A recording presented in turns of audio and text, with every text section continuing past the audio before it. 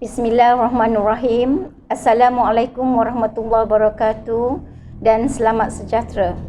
Yang dihormati semua ibu bapa, penjaga serta murid-murid Sekolah Kebangsaan Nong Chik sekalian.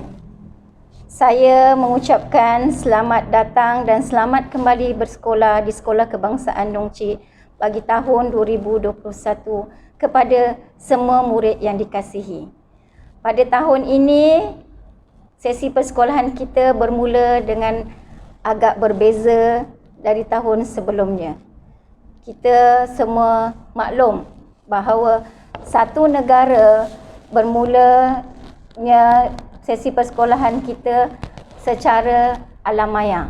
Namun begitu, kita tetap teruskan juga amanah kita dan tanggungjawab kita untuk menimba ilmu pengetahuan walau dengan apa cara sekalipun. Sebelum saya teruskan sesi taklimat ringkas pada hari ini, saya ingin memperkenalkan barisan pentadbir Sekolah Kebangsaan Nong Chik bagi tahun 2021.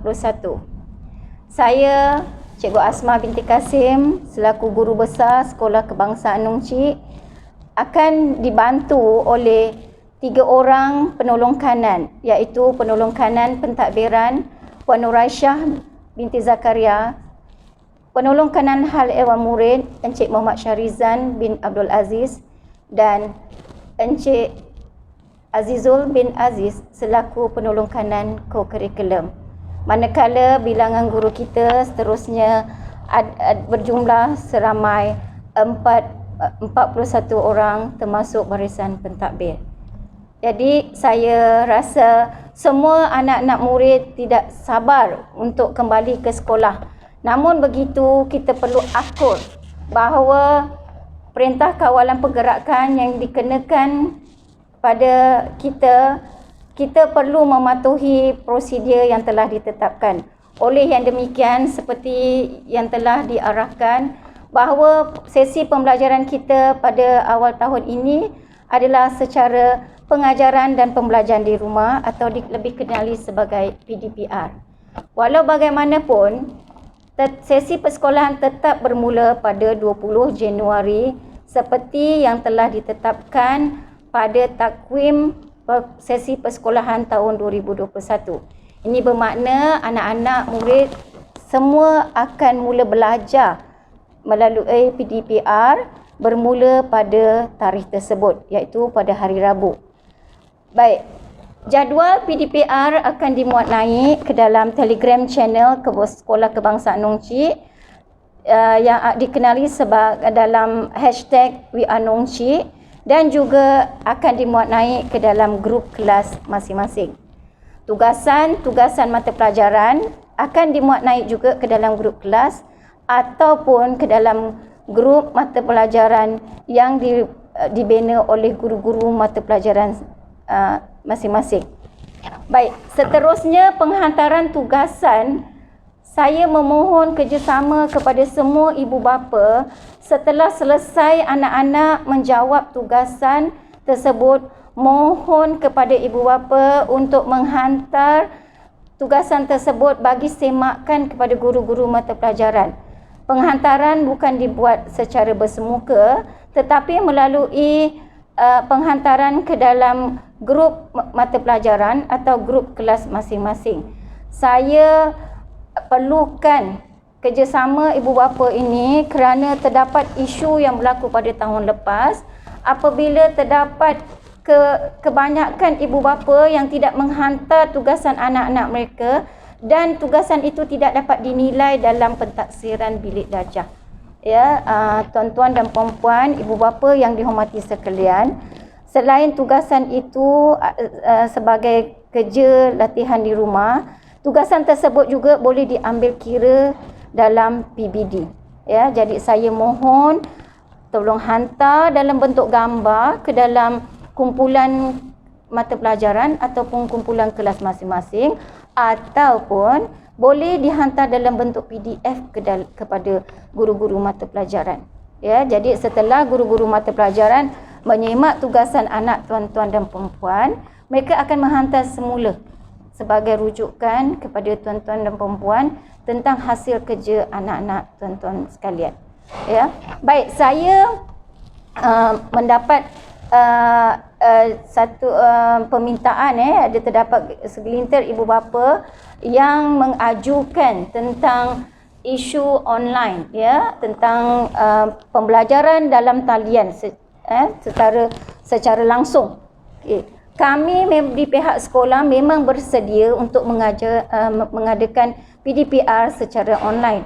Namun begitu, pihak sekolah perlu mengambil kira latar belakang keupayaan semua murid di Sekolah Kebangsaan Nong Chik.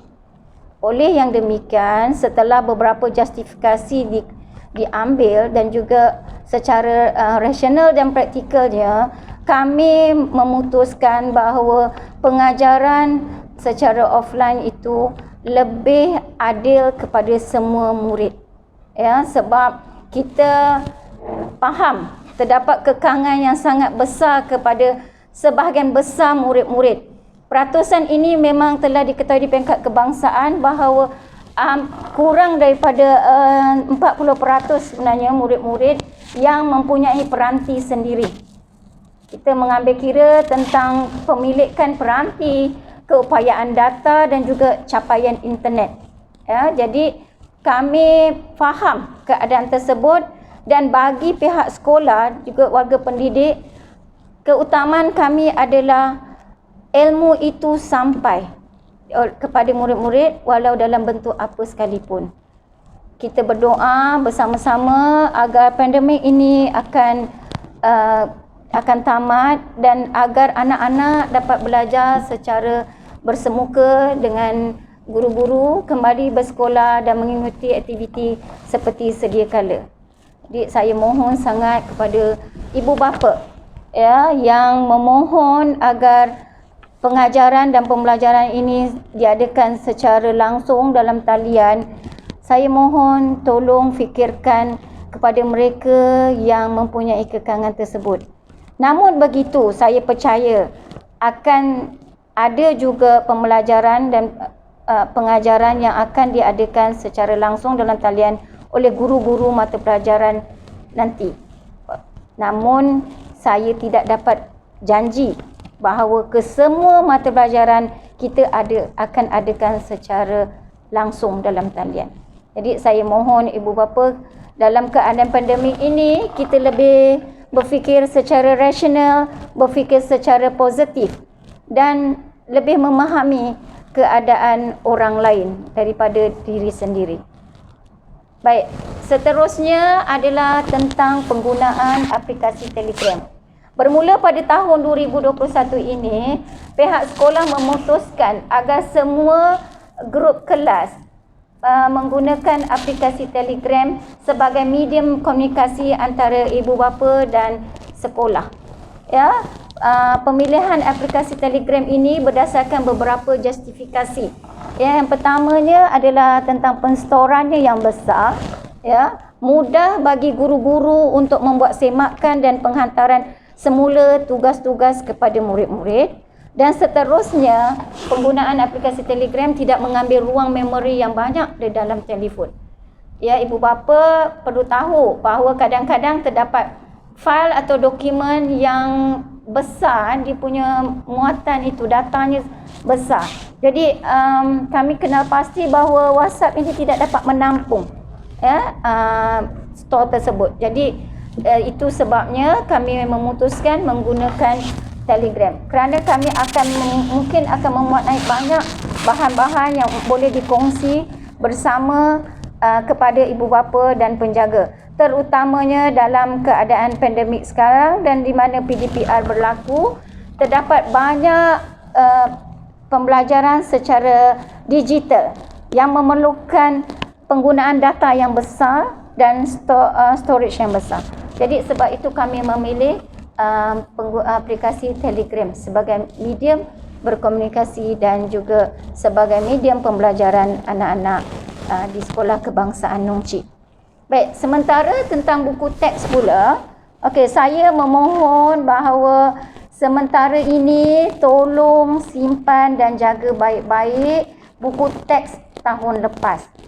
Ya, pastikan set itu mencukupi, bilangan buku teks itu mencukupi bagi set yang diterima pada tahun lepas. Ya, buku teks hanya akan dipulang setelah sesi bersemuka diumumkan nanti. Ya, pada hari pertama bila sesi bersemuka diumumkan, maka semua murid perlu membawa buku-buku teks itu untuk dipulangkan. Kerana buku teks tersebut akan diberikan kepada murid-murid yang lain dan seterusnya kami akan mengagihkan buku teks yang baru kepada anak-anak tuan-tuan dan puan-puan. Ya. Saya mohon sementara ini ibu bapa boleh menggunakan buku teks secara digital yang telah dikeluarkan oleh pihak KPM. Link akan diberikan nanti. Jadi tuan-tuan dan puan-puan tidak perlu khawatir ya. Kita KPM telah menyediakan buku teks digital.